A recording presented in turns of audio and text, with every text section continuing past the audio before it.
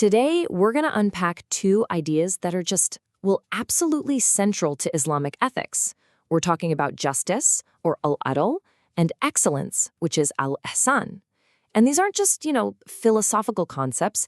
They're a real-world blueprint for how to build a society that's both fair and genuinely compassionate. And really, it all kicks off with this one incredible verse from the Quran. This is our starting point because it doesn't just suggest these two things. No, it commands them. It puts justice and excellence right next to each other as these twin pillars for how we should live. And this isn't a new take either. Its importance was spotted right from the beginning.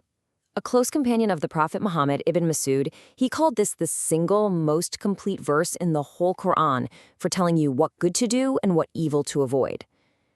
I mean, when a scholar of that caliber says something like that, you know you're dealing with something massive. So that's the big question for us today, right? What exactly are al-adl and al-ihsan? And maybe more importantly, how do these two ideas, which seem pretty different on the surface, actually work together to create a world that's both fair and kind? All right, let's get into it. Okay, so first things first. Let's start with the foundation, the absolute non-negotiable part of the whole system. Justice, or al-adl. This is the baseline that everyone has to follow, the solid ground that everything else is built on. So what is adl? The core idea here is giving every single person exactly what they're due. That phrase, without excess or deficiency, is so key. It means you don't shortchange anyone on their rights, but you also don't take from someone else to give more. It's all about equity and the strict, impartial rule of law. It's the skeleton that holds society together. And that leads us to what justice is really all about. First, and this is huge, it's mandatory. It's not a nice to have, it's a must do. It's a basic obligation. Second, because it's mandatory, it's got to be enforceable. I mean, a right doesn't mean much if you can't go to a judge or the state to get it upheld, right? And the whole point of this is to keep society stable and to stop bad things from happening in the first place. But look, a society that's just rules and nothing else would be pretty cold, pretty robotic. And that's where the second piece of the puzzle comes in. This is the aspirational part, the thing that breathes life into the whole system.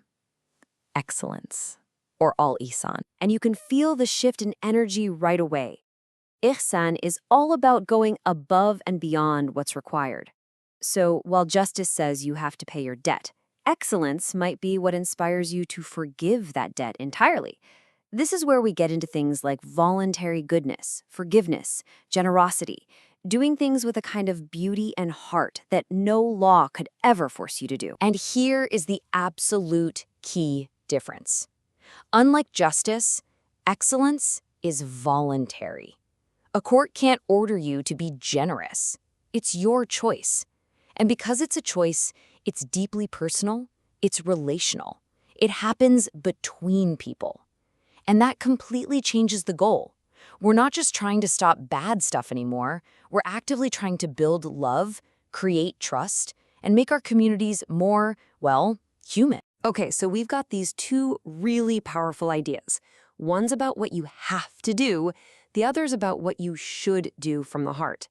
Let's put them right next to each other so the difference becomes crystal clear. This table just lays it all out, doesn't it? You can really see the split.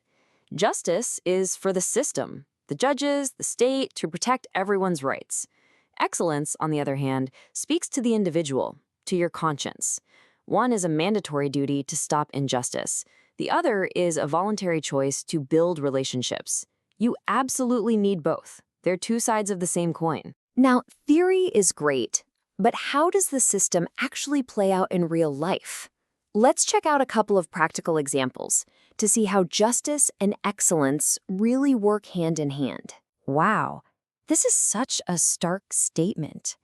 To show just how serious and impartial justice is, the Prophet Muhammad said that the law applies to everyone, no matter who they are, even his own daughter, Fatima, whom he loves dearly. That tells you everything you need to know about adl as this rigid, unbreakable foundation. There are no exceptions, no special treatment when it comes to the law. Okay, so let's imagine a really common situation. Someone owes a debt and can't pay it back on time. The path of adl, of justice, is clear. The law is there to protect the creditor's right to their money. That's the floor, that's the basic requirement.